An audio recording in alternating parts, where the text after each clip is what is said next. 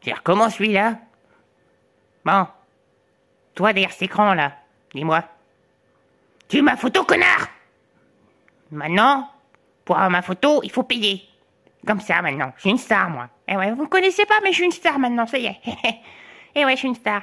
Bon, tu t'assois correctement. Non, tu n'es pas assis correctement là. Alors tu t'assois correctement, le dos droit, je t'ai dit.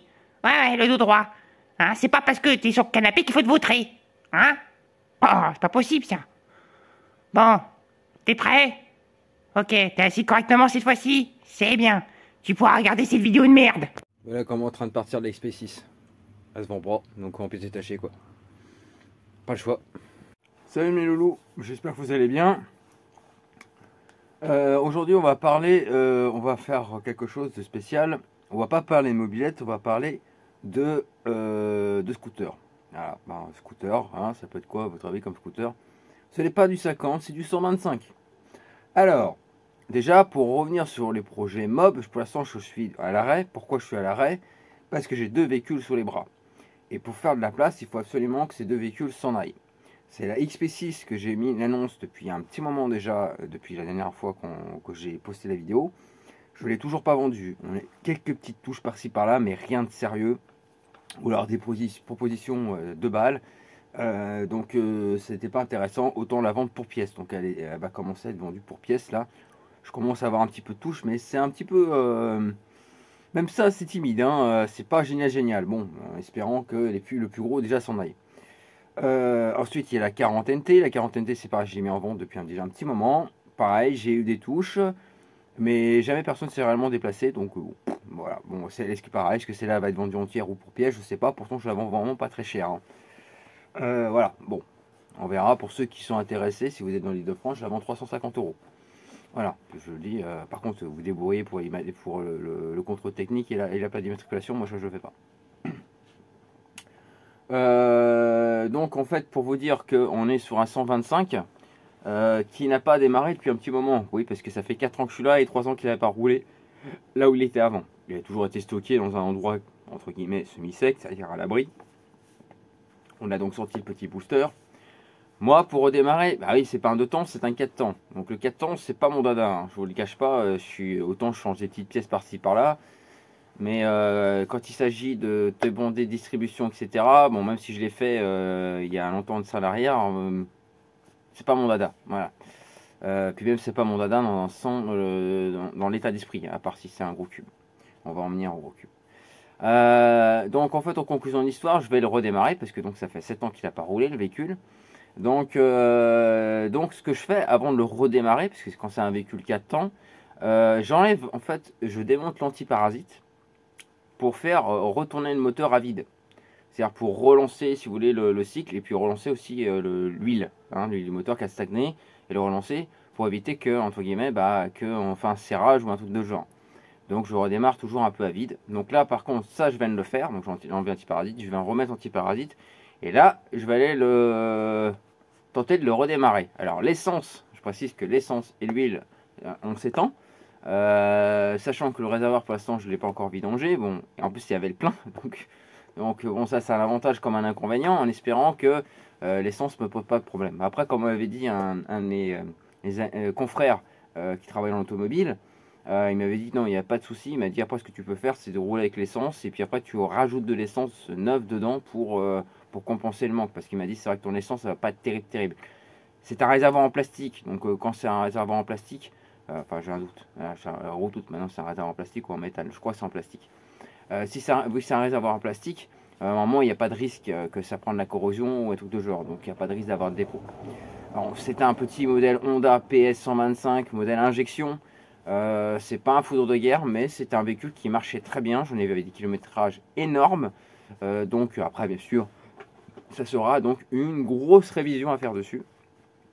Et le projet de ce 125, c'est peut-être, on verra par la suite, de le faire rouler un petit peu pour mes trajets, etc.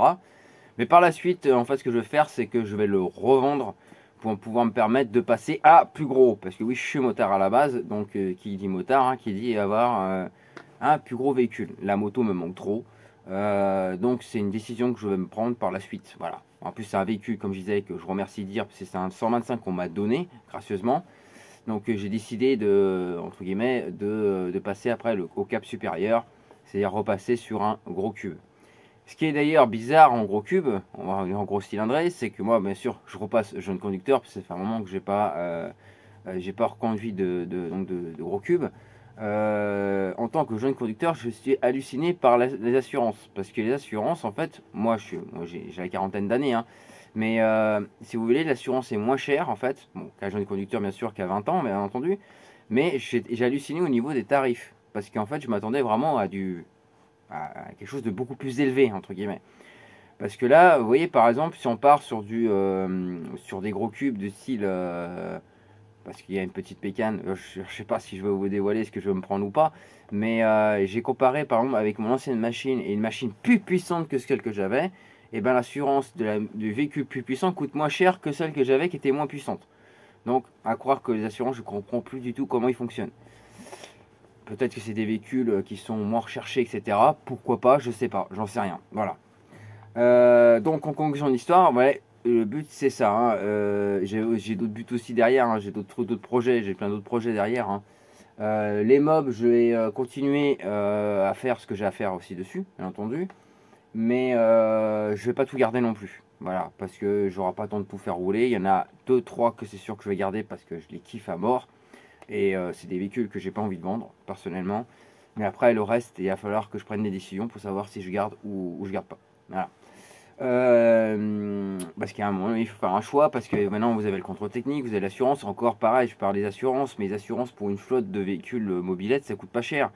Par contre, ce qui coûte cher maintenant c'est le contrôle technique, parce que bon, quand vous avez beaucoup de véhicules, et ben à un moment donné ça coûte cher. Alors moi j'ai un gros avantage, c'est que j'ai connu quelqu'un qui travaille ici, qui travaille dans la moto, et qui peut m'avoir en fait j'ai peut-être des petits avantages au niveau du contrôle technique. À voir par la suite ce que ça donnera. Donc voilà, allez hop, on va arrêter cette vidéo, puis là on va essayer de tenter de redémarrer le 125 PS. On redémarre. Bon, il fait un bout de chiotte par contre. On redémarre, mais là je pense que la batterie elle est morte.